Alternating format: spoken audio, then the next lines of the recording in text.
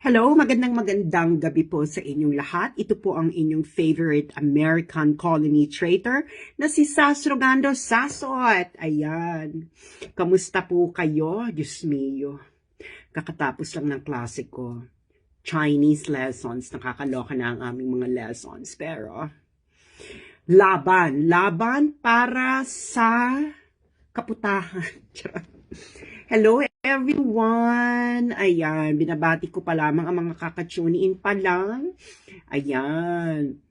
So, alam nyo naman, eto, Thursday again. Hello, Areo. Present ka na naman. Ayan. So, magandang ating topic ngayong gabing ito. Ang pamagat po nito ay International Cooperation explained ng isang tambay sa kanto, Rational China Policy. Ayan. Any tea to spill? Romire wala. Usapang usapang seryoso. Manood ka na lang ng showbiz balita kung ayaw mo ng usapang seryoso. Ano lang ito, para sa mga gustong matuto at maligaw ng landas. Charot. Hello, watching, yung Jubail KSS? Hi, Ann! Ayan. So, hinihintay ko pa ang mga sangkatauhan para isang bagsakan na lang tayo. Ayan. Ano to, guys? Gagamitin ko na ang kapangyarihan ko.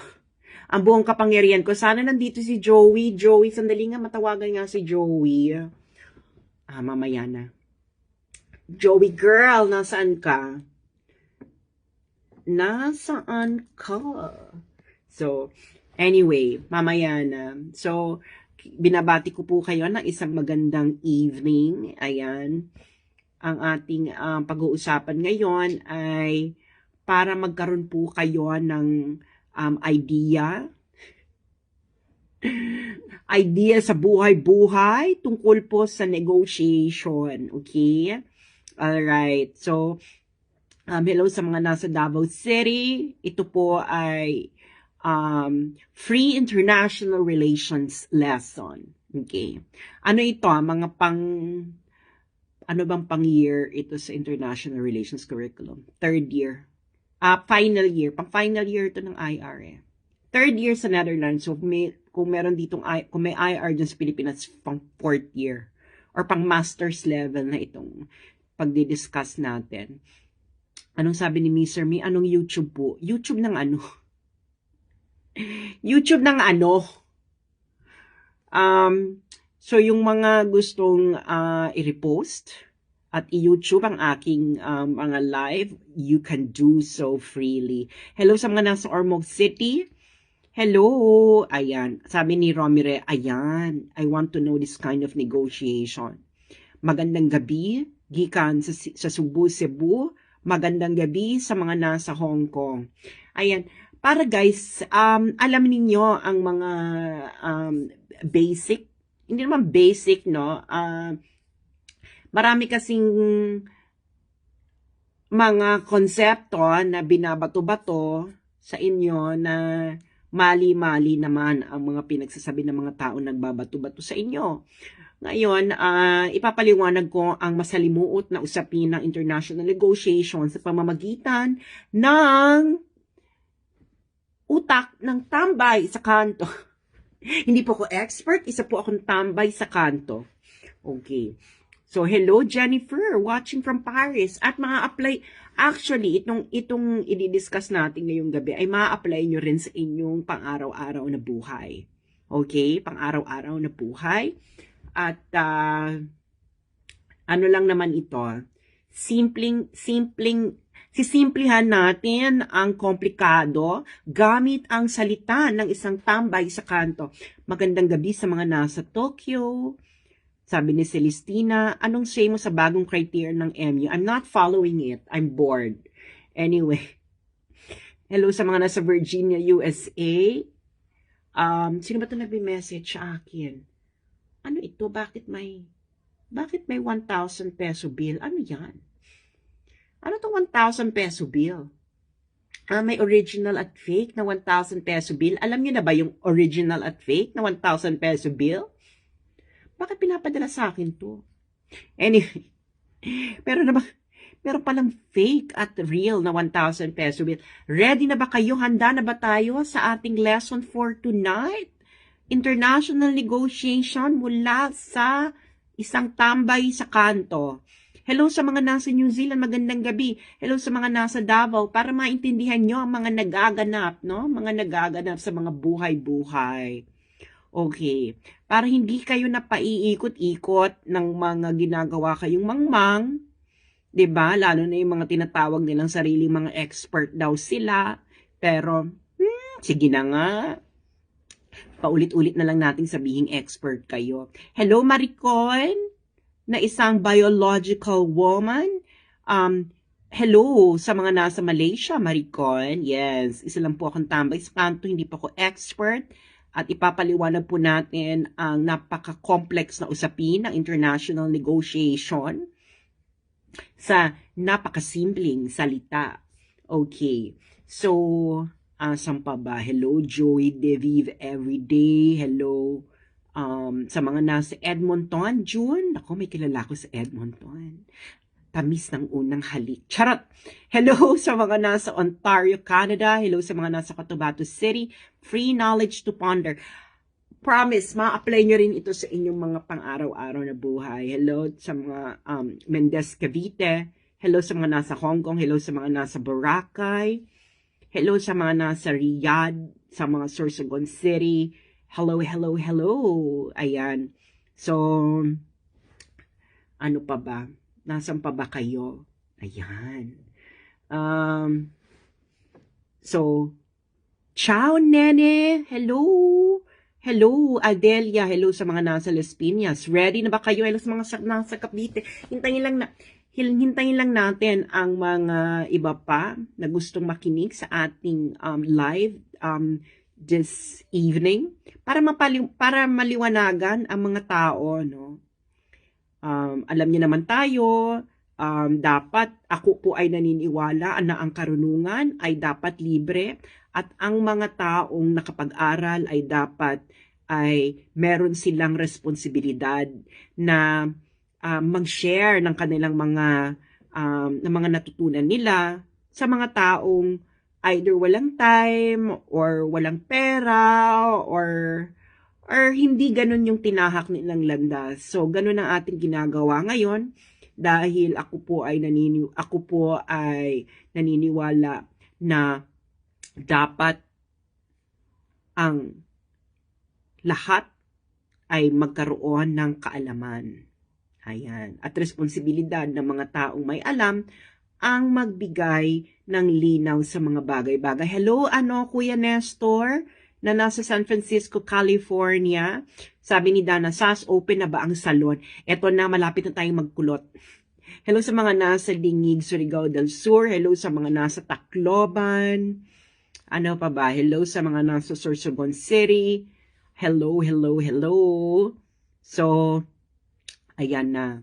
So, mga nasa Surigao del Sur at mga nasa Tacloban at mga Ilocano na nasa La Union. Hello, Natsir. Ayan, mga taga Davao. So, ready na ba? Handa na ba ang lahat? Handa na ba ang lahat sa ating lesson for tonight? Ito ay gusto mo lang matutunan at nang hindi kayo naloloko ng mga taong ginagawa kayong mangmang. Hello sa mga nasa taga-Sorsogon.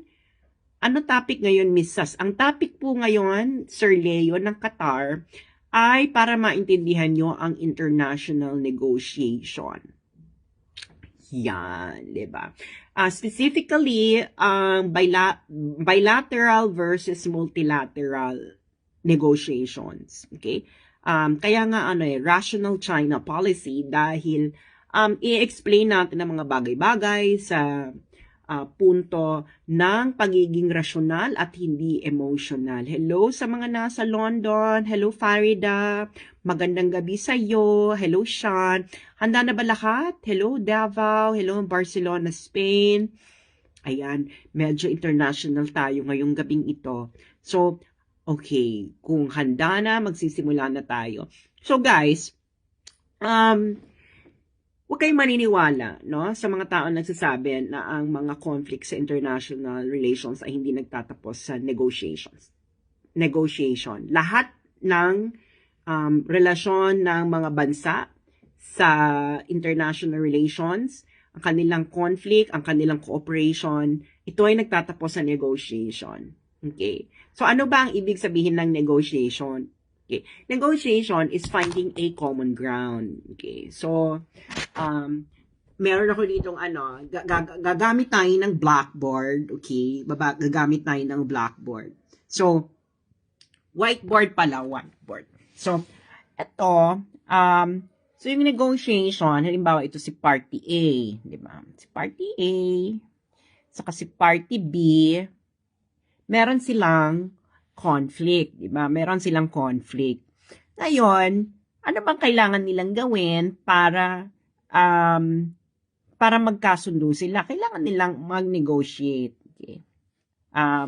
Magne-negotiate sila. Ito, sabihin natin. Negotiation. Magne-negotiate sila. So, negotiation, okay? Ano bang punto ng negotiation? Okay? Ang punto ng negotiation, guys, is, halimbawa, is for you to be better off than what you were before. Anong ibig sabihin yan? So, kung ang before na situation mo, okay, kung ang before na situation mo ay, sabihin natin, 2, diba? So, everything above 2, everything above 2 is good. Okay? Ganyan ang konsepto ng negotiation, no? So, makikipag-negotiate ka kasi you would be better off. Okay? Than what you, kung ano yung dati ka. So, halimbawa, kung dadaanin natin to sa ganda, halimbawa, ang ganda mo ngayon ay 3. Siyempre, gusto mong umangat yung ganda mo from 3, di ba? Okay. So, siyempre, kung ikaw, di ba, ang ideal mo ay 10, di ba? Ang ideal mo na ganda ay 10. Okay? Ang ideal na ganda mo ay 10. Hindi mo ma-achieve yung 10. Kasi nga ideal eh. So, magsisettle ka ng less than 10, pero more than 2. Naintindihan nyo? Okay, ulitin natin ha. So, halimbawa, ang situation mo is 2. Okay? 2 ang situation mo. Ang gusto mong ma-achieve ay 10. Okay? Yan ang gusto mong ma-achieve. Ito ka ngayon. Okay? So sabihin natin, ang present situation mo ay 2. Okay? Ang gusto mong ma-achieve, ang gusto mo ng future, ang gusto mong future, 10. Okay? So, present 2, gusto mo future 10. Okay? Ngayon, ano yung konsepto ng negotiation? Ang konsepto ng negotiation is, kailangan maka-achieve ka na more than 2. Okay? More than 2. More than 2. Okay? Ibig sabihin itong 2, ito na yung ine-enjoy mo ha. Ito na yung ine-enjoy mo. So, ngayon, gusto mo maging more than 2 ka. Okay? Of course, kaya ka nga magne-negotiate dahil gusto mong ma-achieve yung more than 2, di ba? So, ngayon, dahil nga meron kang ka-conflict, okay, gusto rin niyang ma-achieve, ng ano mo is 10. Okay? Gusto rin niya ma-achieve ang 10, pero hindi nga niya ma-achieve yung 10 kasi pag na-achieve niya yung 10, ibig sabihin, kailangan mawala ka sa eksena, no? Mawala ka sa eksena. So, ang negotiation, okay, so, ano ko ha. So, ang negotiation, guys, okay, so, yes. So, ito ka, A, ito yung isa, okay. So, ang ideal mo ay 10, Okay? Siyempre, ang ideal din niya ay 10. Okay? Ngayon, hindi nyo nga ma-achieve yung ideal nyo nga kasi magkasalungat nga kayo, no? So, ngayon, ang gagawin nyo is, ang negotiation ay kailangan nandito sa eksenang ito. So, yan ang tinatawag na ZOPA. Okay. ZOPA. Ano ibig sabihin ng ZOPA? Zone of Possible Agreement. So, pwede yung 10, pwede yung anything below 10. Okay? Pero syempre, ikaw, meron kang walk-off point. Okay? So, meron kang walk-off point. Ito yung walk-off point mo. Ito yung walk-off point ng isa. So, bakit ka mag-walk off? Okay? Bakit ka mag-walk off sa negotiation? Bakit ka mag-walk off sa negotiation? Mag-walk off ka sa negotiation. Okay? Aalis ka sa negotiation. Hindi ka makikipag-negotiate. Okay? Hindi ka makikipag-negotiate kasi, okay? Kasi, you think na makakakuha ka ng mas malaki dito, okay? Without negotiating, okay? Without negotiating. Okay? So, parang, dead man na ako dito kasi kung yan lang naman na makukuha ko sa negotiation, wag na ako makipag-negotiate kasi meron akong bat na, no? Mas malakas yung bat na ko. Ibig sabihin ng bat na is best alternative to negotiated agreement. Okay?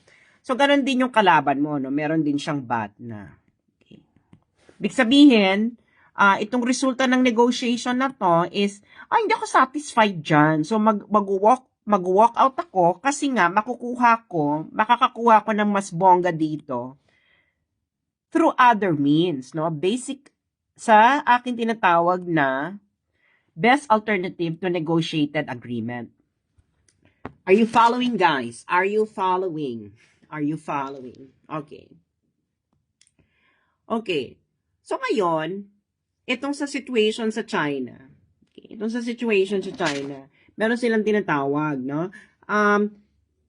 Ayaw nila ng bilateral kasi daw, mas malakas na yung China sa atin. So, kailangan magsama tayo ng iba. So, gawin daw multilateral. So, bilateral, dalawa lang kayo, China and the Philippines. Pag multilateral, marami kayo, more than 2. So trilateral. Trilateral, 3. So, pag 4, multilateral. Pero sabihin na natin, 3 and above is multilateral. Okay, multilateral. So, bilateral, dalawa lang kayo. Multilateral is 3 and above. Okay. So, huwag na natin pakomplikaduhin na isama pa natin yung trilateral. Okay. Pero ipapakita ko sa inyo kung bakit mas makakabuti sa'yo na bilateral. Okay. Ito, pakipakita ko sa'yo, ha?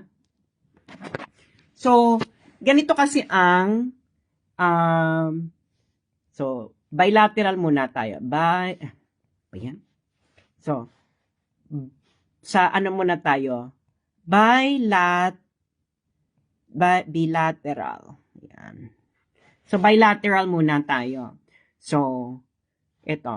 China and Philippines. Okay. So, China and Philippines, direkta sila. Kasi nga bilateral eh. Okay. Bilateral. Ang sinasabi nila is, mas maraming makukuha yung China kaysa sa Philippines sa bilateral negotiation kasi nga mas powerful yung China. That's just what asymmetric power, no? Hindi pantay na kapangyarihan would bring you. Pero the thing is, halimbawa, ang Philippines ngayon ang na-enjoy niya ay 2. Sabihin natin ang na-enjoy ng China ay 4. Okay? Siyempre, gusto mo itong i-move, no?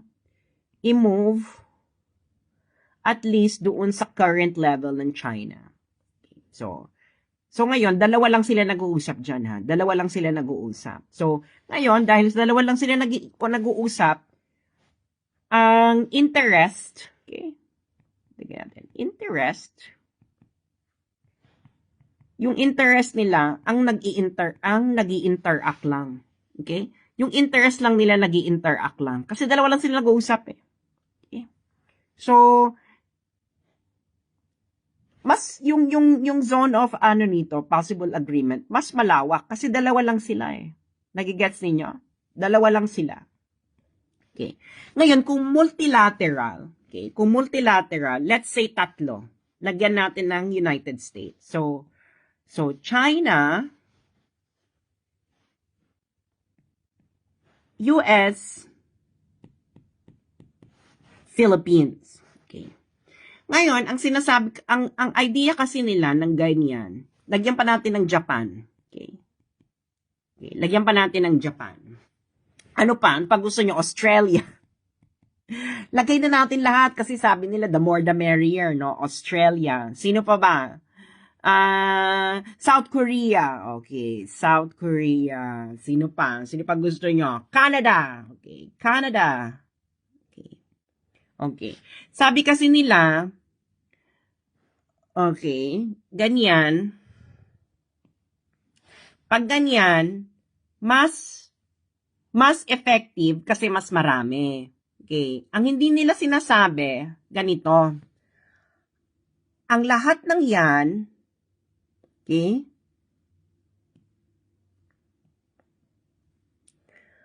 ang lahat ng yan, okay, ang lahat ng kasama ng Pilipinas dyan, ay meron silang sariling interest. So, interest 1, interest 2, interest 3, interest 4, interest 5, interest 6. Okay. Okay. Ngayon, etong mga ito, okay, itong mga kasama mo, okay, meron din silang interest sa'yo. Okay? So, ang Japan, merong interest sa Philippines. Ang Philippines may interest with Japan. Ang US, may interest sa Philippines. Ang Philippines, may interest sa US. Ang Japan, may interest sa Australia. Ayan. Okay? So, and of course, so on and so forth, no? Permutation. Okay. So, sinasabi nila magiging mas malakas daw ang Pilipinas because of this. So, pupwede ka lang maging mas malakas because of this kung ikaw is ang bargaining power mo sa lahat ng ito ay bongga. Okay? Kasi, girl, makikipag-bargain ka rin sa mga yan. Okay? Dahil bakla ka, hindi yan tutulong sa'yo nang wala kang ibibigay in return. Ano ba yan? Ganun yun, girl. Okay? Ngayon meron din sila, halimbawa itong US, China, Philippines. Yan pa lang ha, yan pa lang tayo. US, Philippines, China. Ang US, meron niyang interest with China, meron niyang interest with the Philippines. Ang China may interest sa Philippines. Ngayon itong US, kung makukuha niya yung kanyang interest, okay, by sacrificing Philippine interest, it will do it. Gets ninyo? So, they will do it. Okay? Ngayon, bakit mahirap ito? Okay? Bakit mas mahirap ito? Mas hindi mo makukuha lalo yung gusto mo dyan. Okay? Kasi, meron tinatawag tayong collective action problem.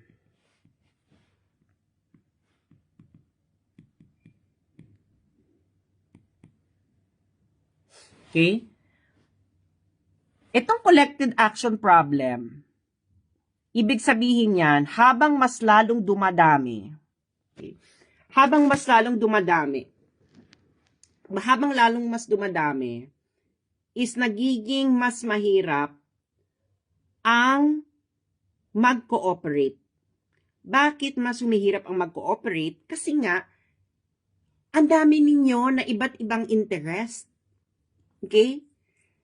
At yung common interest nyo, okay, mas lalo siyang nagiging mas mahirap hanapin kung mas marami kayong involved. Gets nyo na. Okay? I-relate nyo yan sa pang-araw-araw ninyong buhay. Anong mas mahirap?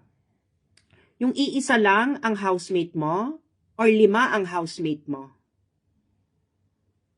Gets nyo na. Malamang mas mahirap yung 5 yung housemate mo. Dahil 5 yung pakikisamahan mo. Tapos yung 5 yon, meron pa silang mga dynamics sa isa't isa. So, mas mamimili ka ngayon. Isa lang ang housemate or 5 ang housemate? Okay. Nagets nyo na. Okay. So, ngayon, itong collective action problem, kahit ito, may collective action problem. Okay? Kasi yan ang characteristic ng cooperation. No? Basta meron kang ka-cooperate, merong collective action problem yan. Pero mas lumalala ang collective action problem pag mas marami na kayo. Okay? Kasi nga, iba-ibang interest na yung gusto. Okay? At ikaw dito, ikaw Philippines, imbis na ang kabargain mo lang ay China, makikipag-bargain ka rin sa iba. Nagigets yun na. Okay? Ngayon sila, yung interest mo ay secondary lang sa interest nila with China. Dahil meron silang mas malaking interest sa interest mo.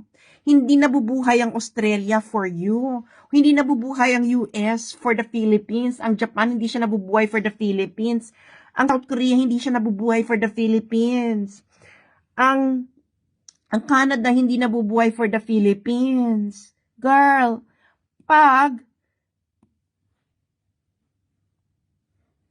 sila, okay, pag ito, nakuha niya yung gusto niya without including you, iuhulog ka na niya, girl. Gets nyo na. Oh.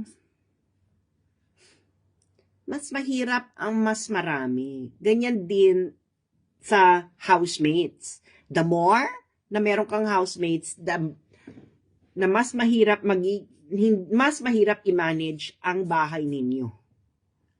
Alam nyo yan. 'Di ba? Kumpara sa dadalawa lang kayo. Nagets nyo na. Nagets nyo na kung bakit matalino ang foreign policy ni Duterte. Nagets nyo na. Ngayon, kasi nga, itong mga kasama mo dyan, okay, yung interest mo, girl, secondary lang yan sa interest nila. Okay? Secondary lang yan sa interest nila. Yung interest mo. Kaya kanya sinama dahil gusto niya ng pamato. Gusto niya ng pamusta. Okay? Yun ang role mo dyan. Dahil wala ka namang, mahina naman yung bargaining power mo doon sa iba eh. Ano ba sa tingin mo? Itong mga bansang ito ay sinasamahan ka dahil gusto kang kantahan ng Kumbaya, My Lord? Siyempre, may gusto rin sila na makuha sa'yo. So ngayon, dahil may gusto silang makuha sa'yo, anong nangyayari sa'yo? Mag-give ka na dun sa marami, sa iba't iba, mag-give ka pa sa China. So, nangyayari sa'yo? Mas makakabuti ba yun sa'yo? Yun ang katotohanan, mga friends. Hindi mo, kaya nga halimbawa, sa mga negosyo, no? There are times na mas mabuti na meron kayong collective bargaining. Diba? Pero, There are times as well na mas makakainam sa'yo na empleyado kang isa na direkta kang nakikinegotiate doon sa employer. Okay? Kasi, mas magkakaintindihan kayo eh. Kasi pag bilateral, dalawa lang, mas maiintindihan nyo yung utak ng isa't isa. Kasi dalawa lang kayo eh. So, mas madaling magkaroon ng cooperation pag dalawa lang kayo. Pero pag 5 na kayo, 5 utak na yan. Okay? Ikaw to, yan, Pilipinas, ikaw yan. Kailangan mong intindihin to, intindihin ito, intindihin ito, intindihin ito, para magkaroon kayo ng understanding. Okay? Hindi po gang up. Okay? Hindi po gang up ang nangyayari sa multilateral. Kayong 5, kailangan kayong magkasunduan para magkaroon kayo ng agreement. Nag-gets yun na kung gaano kahirap kahit kumpara sa dalawa lang. Pero dahil nga ayaw nyong makinig sa tambay sa kanto, gusto nyong makinig dun sa nagsasabi na mas maganda, na mas madali at maayos ang 5 housemates kaysa iisa lang ang housemate mo, eh doon ka na makinig. Huwag ka na makinig sa tambay sa kanto. Diba? So, ayun lang po. Maraming salamat at sana ay may napulot kayong araw ngayong gabing ito. Thank you.